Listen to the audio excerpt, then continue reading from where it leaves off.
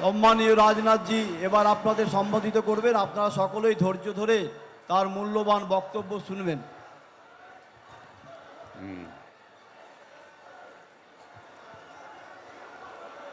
मैं सबसे पहले अपने मथुआ कम्युनिटी के लोगों को बधाई देना चाहता हूं, जिन्होंने बहुत ही अच्छा यहां पर कार्यक्रम प्रस्तुत किया है। और मैं आप सभी से अनुरोध करूंगा, एक बार सारे लोग तालियां बजाकर मथुआ कम्युनिटी का जो परफॉर्मेंस रहा है उसका स्वागत किया जाना चाहिए, तालियां बजाकर।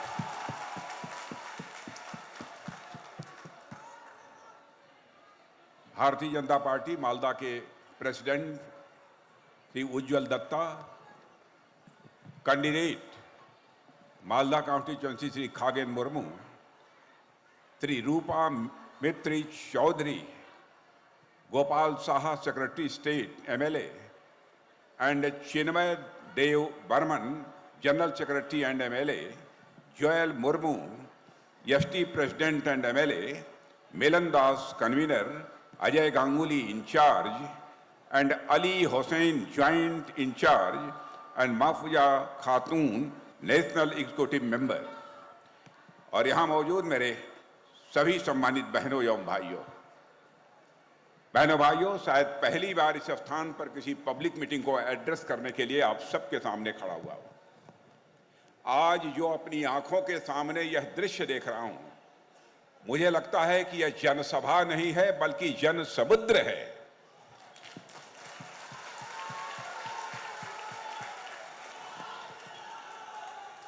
और मुझे ऐसा लगता है यहां के लोगों ने मन बना लिया है कि हमें खगेन मुर्मू को भारी मतों से विजय दिलाकर भारत की पार्लियामेंट में भेजना है।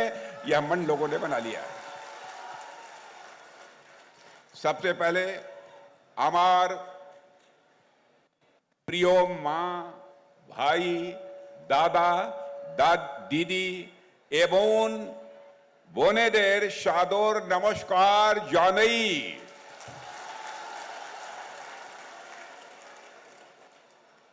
बहनों भाइयों, जब भी मैं बंगाल में आता हूं तो मैंने देखा है कि जो बंगाल की जनता का मुझे बेहद प्यार मिलता है, और विशेष रूप से माताओं, बहनें और बेटियों की तरफ से जो अद्भुत स्नेह मिला है, उसकी जितनी भी सराहना की जाए वह कम है। आज मैं पश्चिमी बंगाल की जिस भूमि पर यहां खड़ा हूं, यह 51 शक्तिपीठों में शामिल किरीटेश्वरी के आगे मैं पहले अपना शीश झुकाता हूं, और मुझे पूरा विश्वास है कि यह मां किरीटेश्वरी इस पश्चिमी बंगाल का कल्याण करेगी, इस पूरी यहाँ की जनता का कल्याण करेगी, ऐसा मेरा पक्का भरोसा है।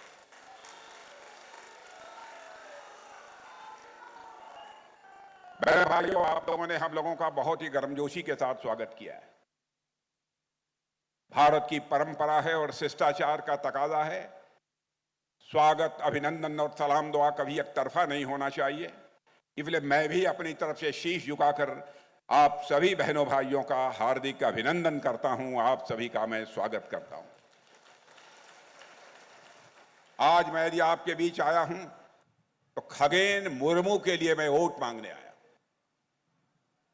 खगेन मुर्मू को आप अच्छी तरह जानते हैं, मुझसे बेहतर जानते हैं, लेकिन आज खगेन मुर्मू को बोलते हुए मैंने पहली बार सुना है।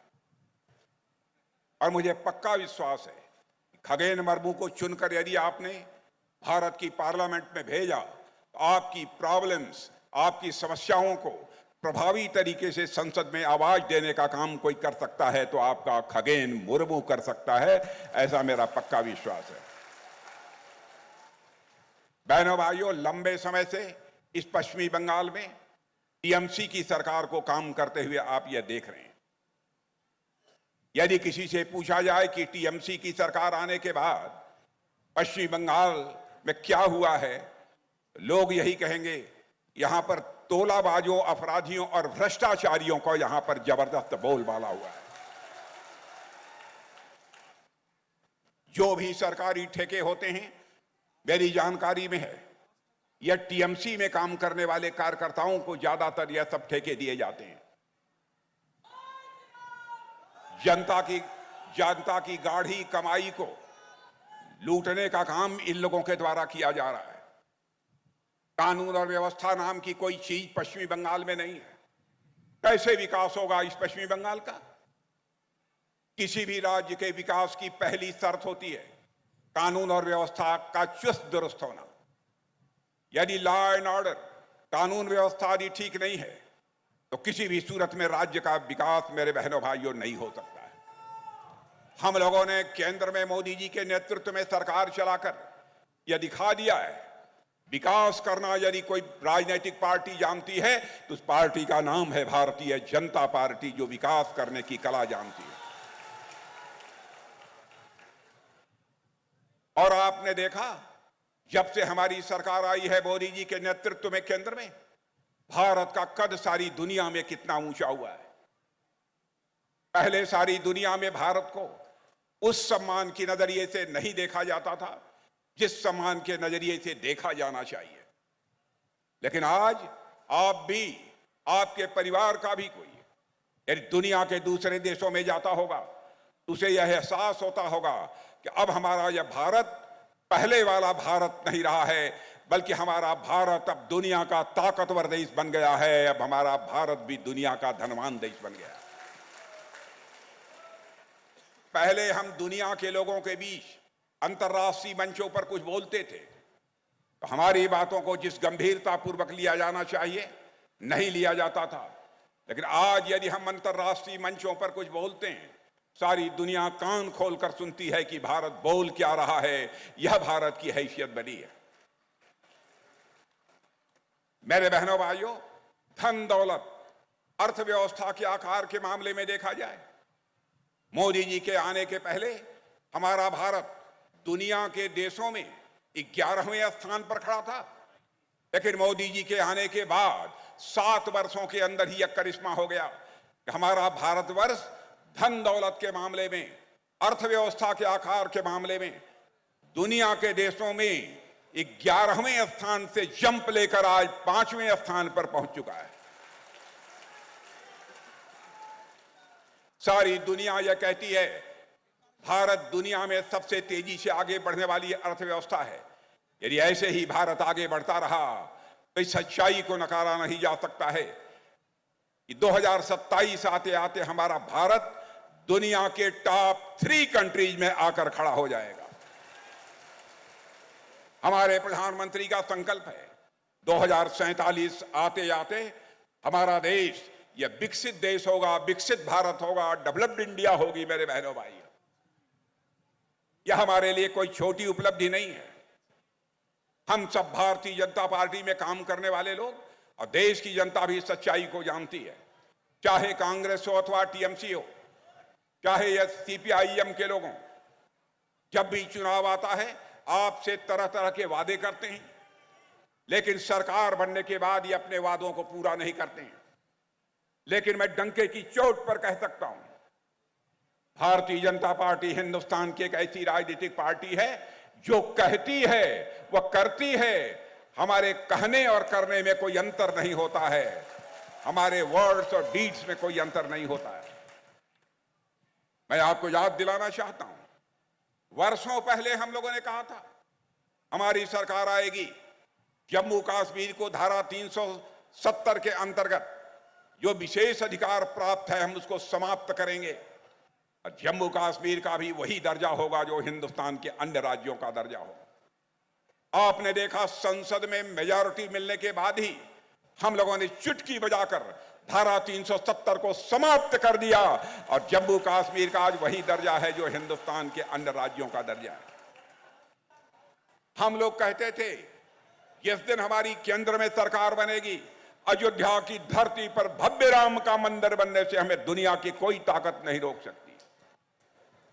हम जब नारे लगाते थे राम लला हम आएंगे, मंदिर वही बनाएंगे, तो यह कांग्रेस टीएमसी के लोग कहते थे, ये भाजपा वाले बार बार मंदिर बनाने की बात करते हैं, मंदिर बनाएंगे लेकिन तारीख नहीं बताएंगे। बहनों भाइयों, आपने देखा वो 22 जनवरी का दिन आ गया, अयोध्या की धरती पर भव्य राम का मंदिर बना हुआ है, उसमें भगवान राम लला की प्राण प्रतिष्ठा हमारे प्रधानमंत्री ने कर दी है।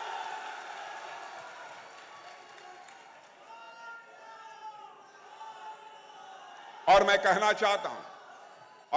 चाहता हूं मेरे बहनों भाइयों, राम लला अपनी झोपड़ी से निकलकर अपने महल में पहुंच चुके हैं।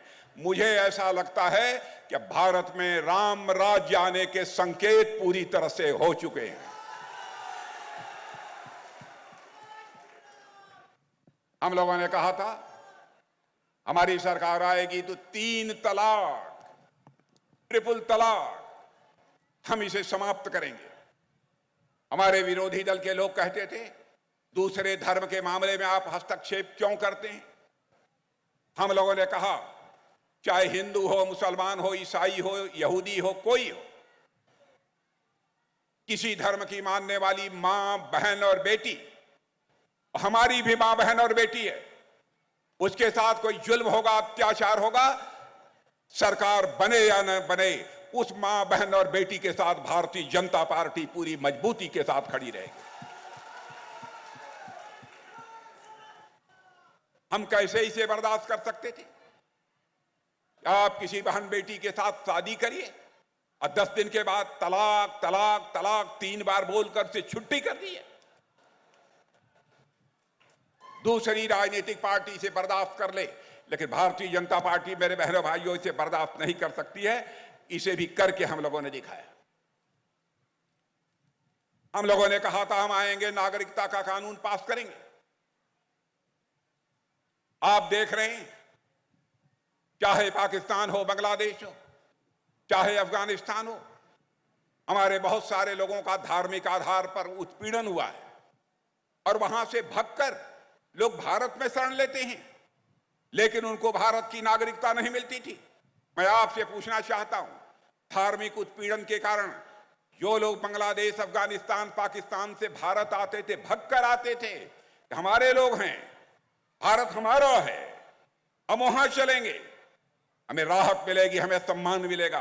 क्या ऐसे लोगों को नागरिकता दी जानी चाहिए कि नहीं दी जानी चाहिए? मैं आपसे पूछता हूं, आप बताइए, दी जानी चाहिए कि नहीं दी जानी चाहिए? और तेज आवाज में बतलाइए, दी जानी चाहिए कि नहीं दी जानी चाहिए? बहनों भाइयों, हम लोगों ने इस नागरिकता का कानून पास कर दिया। जो भी धार्मिक उत्पीड़न के कारण अफगानिस्तान, पाकिस्तान और बांग्लादेश से भारत आएंगे, हम उनको नागरिकता का कानून देंगे, उनको नागरिकता देंगे। ममता दीदी कहती हैं हम नागरिकता के कानून को समाप्त कर देंगे। ममता दी, पश्चिम बंगाल की जनता की आंखों में आप धूल क्यों झोंक रही है? क्या सच बोलकर राजनीति नहीं की जा सकती है? बराबर जनता की आंखों में धूल झोंककर राजनीति करने की आप लोग कोशिश करती हैं। बहनों भाइयों, किसी राज्य का यह अधिकार नहीं है कि नागरिकता के कानून को समाप्त कर दे, और कोई मां का लाल अब नागरिकता के कानून को समाप्त नहीं कर सकता है। मैं डंके की चोट पर कहना चाहता हूं।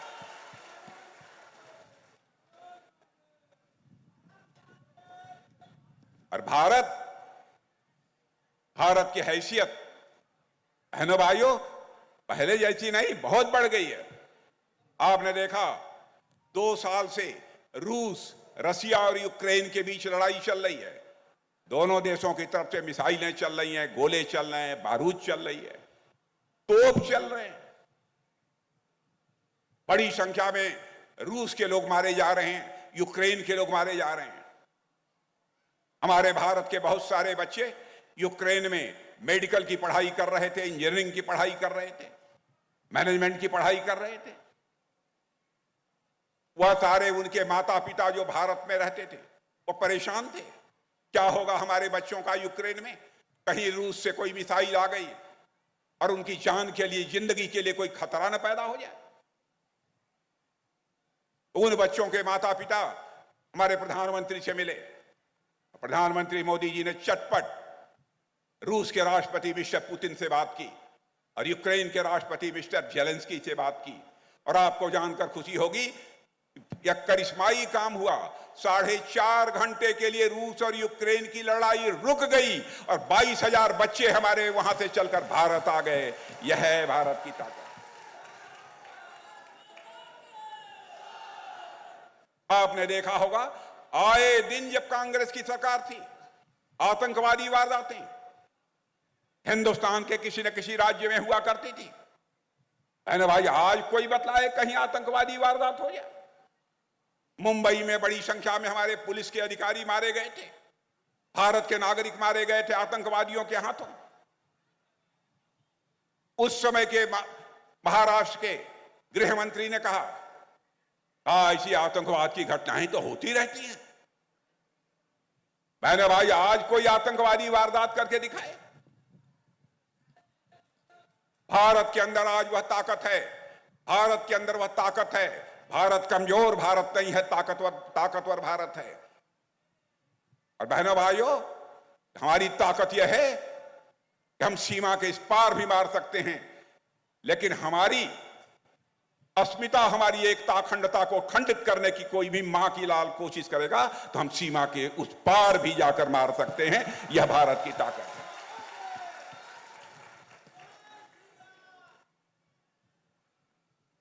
और इस बार जो मैं हालत देख रहा हूं सारे देश भर में, कुछ दिनों पहले मैं तमिलनाडु में था, केरल में था, हैदराबाद में था। पहले वहां भारतीय जनता पार्टी बहुत कमजोर थी।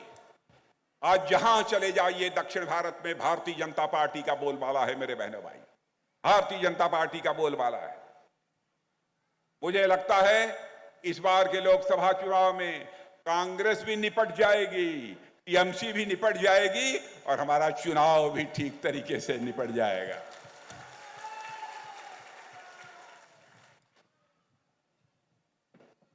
भ्रष्टाचार, मैं ममता दी पूछना चाहता हूं, क्यों आपकी सरकार पर भ्रष्टाचार के आरोप लगते हैं? मैं कांग्रेस के लोगों से पूछना चाहता हूं, क्यों आप पर भ्रष्टाचार के आरोप लगते हैं? जब जब इस देश में कांग्रेस की सरकार रही है अथवा पश्चिम बंगाल में टीएमसी की सरकार रही है, इन लोगों के ऊपर भ्रष्टाचार के आरोप लगे। इनके नेताओं को भ्रष्टाचार के आरोपों के कारण जेल की हवा भी खानी पड़ी है। लेकिन बहनों भाइयों, 10 साल हो गए हम लोगों के सरकार चलाते हुए। आदरणीय अटल बिहारी वाजपेयी को भी सरकार चलाते हुए आपने इस देश में देखा है। भारत ही नहीं, दुनिया का कोई व्यक्ति, कोई भी राजनीतिक पार्टी उंगली उठाकर नहीं कह सकती भारतीय जनता पार्टी की सरकार के ऊपर भ्रष्टाचार का एक भी आरोप कभी लगा हो। बहनों भाइयों, एक भी आरोप लगा हो। इन लोगों के यहां बराबर भ्रष्टाचार के आरोप इन लोगों पर लगते रहते हैं। इनके कई मंत्री जेल की हवा खा रहे हैं। ममता जी, क्या हो गया है आपकी सरकार को? जिस पश्चिमी बंगाल की धरती पर ऐसे महापुरुष पैदा हुए हैं, उन्होंने राष्ट्रगान और राष्ट्रगीत के साथ एक राष्ट्रवाद की भावना केवल पश्चिम बंगाल की जनता में नहीं बल्कि समस्त देशवासियों में पैदा करने की कोशिश की है। जिस बंगाल की धरती पर चैतन्य महाप्रभु जैसे संत पैदा हुए, राजा राम मोहन राय और ईश्वर चंद्र विद्यासागर जैसे समाज सुधारक पैदा हुए, बंकिम चंद्र चट्टोपाध्याय, रविंद्रनाथ टैगोर जैसी हस्तियां पैदा हुई, सुभाष चंद्र बोस और श्यामा प्रसाद मुखर्जी जैसे राष्ट्रवादी नेता पैदा हुए, जिन्होंने पूरे भारत को एक दिशा देने का काम किया। उस धरती पर ममता दी, आपकी सरकार के रहते हुए जुल्म हो रहा है लोगों के ऊपर। लोग अपने को सुरक्षित नहीं महसूस कर रहे हैं। बहनों भाइयों, मैं जानता हूं अब पश्चिमी बंगाल के लोग डर की छाया में रहने को मजबूर हो गए। पश्चिमी बंगाल महान संस्कृति वाली धरती है, विद्वानों की धरती रही है, और आजकल लगातार यहां पर अपराधियों के हौसले बुलंद हैं। आज पश्चिमी बंगाल सारे देश भर में सांप्रदायिकता के लिए जानी जाती है।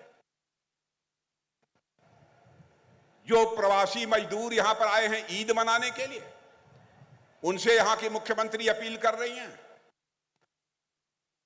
कि आप लोग यहां पर वोट देकर तब काम करने के लिए दूसरे प्रदेशों में, राज्यों में जाइएगा। नहीं तो फिर आपकी नागरिकता समाप्त कर दी जाएगी। मैं ममता जी से पूछना चाहता हूं, क्या सच बोलकर राजनीति नहीं की जा सकती? क्या जनता की आंखों में धूल झोंक कर ही राजनीति की जानी चाहिए? बहनों भाइयों, यह नागरिकता का कानून किसी की नागरिकता लेने के लिए नहीं है, यह नागरिकता देने का कानून है।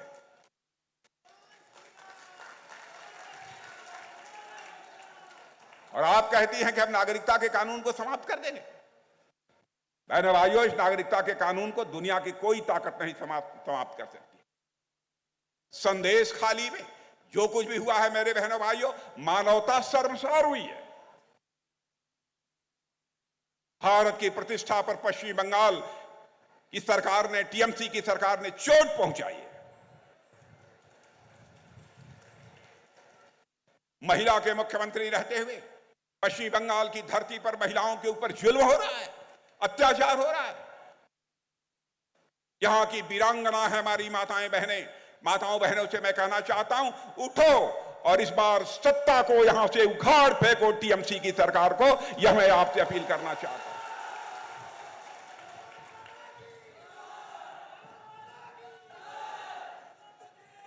हमारे प्रधानमंत्री ने नारी के प्रति, महिला के प्रति क्या सम्मान व्यक्त किया है। 30-35 वर्षों से लगातार कांग्रेस और दूसरी राजनीतिक पार्टियां यह कहती चली आ रही थी, भारत की संसद में और असेंबलीज में, विधानसभाओं में महिलाओं को 33% का रिजर्वेशन दिया जाना चाहिए। कोई इस काम को नहीं कर पाया। लेकिन आज माताओं बहनों बेटियों, आपसे मैं कहना चाहता हूं, यह हम लोगों की सरकार है, मोदी जी के नेतृत्व की सरकार है, जिन्होंने फैसला लिया। और केवल फैसला ही नहीं किया, बल्कि भारत की संसद में नारी शक्ति बंधन अधिनियम को पास कर दिया। अब जो अगला चुनाव होगा, 33% उसमें आरक्षण हमारी माताओं बहनों और बेटियों को प्राप्त होगा। मेरे बहनों, यह काम और कोई नहीं कर सकता है। क्या हालत है यहां की। ईडी, सीबीआई अपराधियों को गिरफ्तार करने जाती है तो उनके ऊपर भी हमले होते हैं।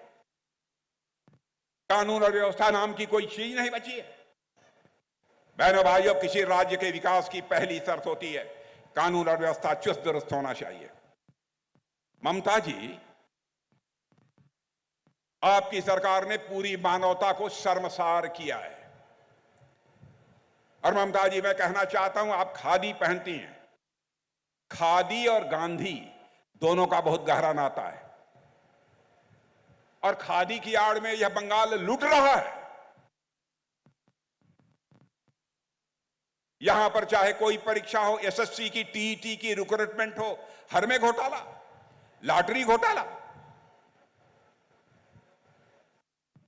कभी कभी लगता है ये तृणमूल कांग्रेस है कि सचमुच कांग्रेस है। ममता दीदी, आपके नाम में ही ममता है। और आप जानती है, ममता तो यह मां का स्वभाव होता है। फिर आपको जनता का दुख दर्द क्यों नहीं दिखाई देता है, जनता का दुख दर्द क्यों नहीं महसूस होता है? मैं आपसे यह पूछना चाहता हूं, ममता जी, आपकी ममता कहां चली गई? पश्चिमी बंगाल की जनता इस सवाल का जवाब चाहती है।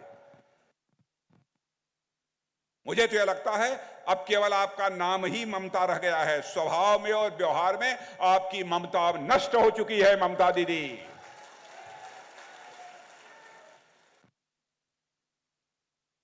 बहनों भाइयों, हमारी सरकार ने गरीबों के लिए, मध्यम वर्गीय परिवारों के लिए कितनी योजनाएं प्रारंभ की। अभी हमारे खगेन मुर्मू बहुत सारी योजनाओं की चर्चा कर रहे थे। ऐसी ऐसी योजनाएं हम लोगों ने चलाई हैं। प्रधानमंत्री गरीब कल्याण योजना, मैं दावे के साथ कहता हूं, पता नहीं यहां क्या टीएमसी की सरकार आप तक पहुंचने दे रही है कि नहीं दे रही है। 5 किलोग्राम मुफ्त अनाज आपके परिवारों में मिल रहा है कि नहीं? प्रधानमंत्री गरीब कल्याण योजना के अंतर्गत मिल रहा है कि नहीं? यहां मिल रहा है, लेकिन जब से शुरू हुआ प्रारंभ में नहीं मिल रहा था। बाद में जब दबाव बनाया गया तब जाकर मिला है। यह मोदी जी देने का काम कर रहे हैं और कोई दूसरा नहीं दे रहा है। पक्का आवास, पक्का घर सबको देने का काम हमारी सरकार कर रही है। यहां गरीबों को मिल गया है पक्का घर, पक्का आवास, की नहीं मिला है? बताइए, क्या इंसाफ है ममता जी? क्यों नहीं हमारी केंद्र की योजनाओं को आप लागू करती हैं? क्या हो गया है? सारी केंद्र की योजनाओं को अपने नाम से चलाने की कोशिश करती हैं। और मुझे तो यह भी खबर मिली कि पहले जो कुछ भी वहां से आता था वह टीएमसी के लोगों के द्वारा वह हेरा फेरी कर दी जाती थी, चोर बाजारी हो जाती थी उसमें। और उन्होंने प्रधानमंत्री आवास योजना का नाम बदलकर बंगला आवास योजना कर दिया। आप तो स्वयं कुछ कर नहीं पाती, लेकिन मोदी जी कर रहे हैं, तो उसमें भी आप तकलीफ पैदा करने की, बाधा पैदा करने की कोशिश करती हैं। प्रधानमंत्री मोदी जी ने आज 6, 7, 8 साल से आयुष्मान भारत योजना प्रारंभ की है कि गरीबों का 5 लाख रुपए तक का मुफ्त इलाज होगा। यह योजना यहां लागू हो गई है कि नहीं लागू हुई? यहां नहीं लागू हुई। ममता दी क्यों नहीं लागू हुई? यहां के गरीबों के साथ आपकी क्या दुश्मनी है? और बहनों भाइयों, किसानों को जो 6,000 रुपया प्रधानमंत्री किसान सम्मान निधि में हम लोग देते थे, 3 साल तक यहां की टीएमसी सरकार ने उसे लागू नहीं होने दिया। इससे किसका नुकसान हुआ है? इससे यहां के किसानों का नुकसान हुआ है। हमारे प्रधानमंत्री ने बहनों भाइयों किसी के साथ कोई भेदभाव नहीं किया। पश्चिम बंगाल के विकास के लिए जो भी कर सकते थे वह सब कुछ हमारे प्रधानमंत्री ने किया है। मैं सारी योजनाओं की चर्चा करूंगा तो एक लंबा समय लगेगा। अजीबोगरीब हालत हो गई है। ईद मनाने के लिए जो हमारे मुस्लिम भाई हैं उनको कहा जा रहा है वोट देकर जाना, वोट देकर जाना, नहीं तो सरकार बड़ा संकट पैदा कर देगी। अभी मुर्शिदाबाद से आ रहा हूं। मुर्शिदाबाद में अखबारों में भी हम लोगों ने पढ़ा था, रामनवमी के दिन भगवान राम की जो शोभा यात्रा निकली थी, उस शोभा यात्रा पर भी हमले कर दिए और 20 से अधिक लोग वहां पर घायल हुए थे। इन लोगों ने अजीबोगरीब हालत यहां पर पैदा कर दी है मेरे बहनों भाइयों। और मैं समझता हूं यह मौका है चुनाव का मौका है। इसमें बदला लिया जा सकता है। इस बार सभी सीटों पर, सभी संसदीय सीटों पर भारतीय जनता पार्टी की विजय पताका फहराइए। मैं डंके की चोट पर कह सकता हूं अगली बार यहां पर टीएमसी की सरकार चली जाएगी और भारतीय जनता पार्टी की सरकार आकर रहेगी।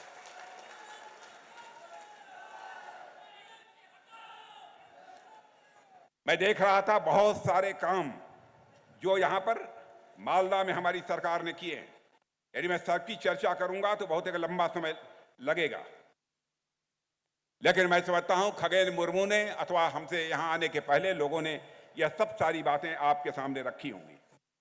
आज मैं तो आप लोगों से यही अपील करने आया हूं कि आप सभी का समर्थन भारतीय जनता पार्टी को प्राप्त होना चाहिए। कमल का फूल खिलना चाहिए।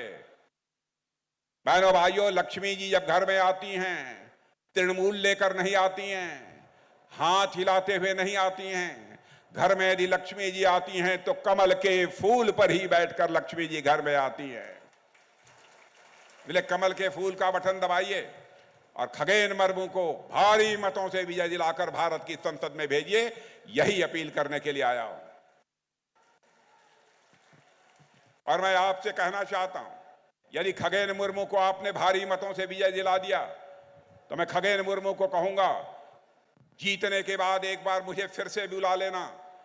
और खगेन मुर्मू के जीतने के बाद यदि मैं यहां पर आऊंगा मेरे बहनों भाइयों, तो अपना स्वागत कराने के लिए नहीं आऊंगा, बल्कि एक बार शीश झुकाकर आप सभी का अभिनंदन करने के लिए आऊंगा, आप सभी के प्रति आभार व्यक्त करने के लिए आऊंगा। आप सभी को बहुत बहुत धन्यवाद। बोलिए भारत माता की, भारत माता की, भारत माता की। बहुत बहुत धन्यवाद।